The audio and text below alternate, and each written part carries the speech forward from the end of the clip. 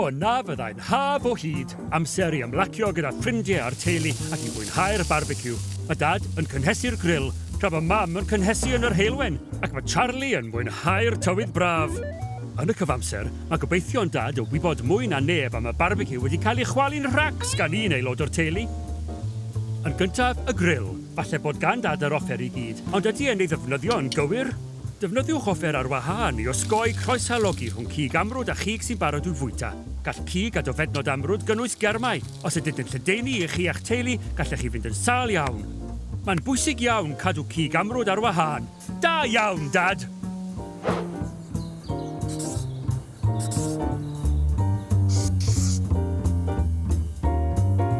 Os ydych chi'n edrych ar ôl y barbeciw, bydd cadw llygad ar y pethau bach yn cadw'ch teulu yn ddiogel ac yn hapus. Mwynhewch yr haf, a mwynhewch eich barbeciw.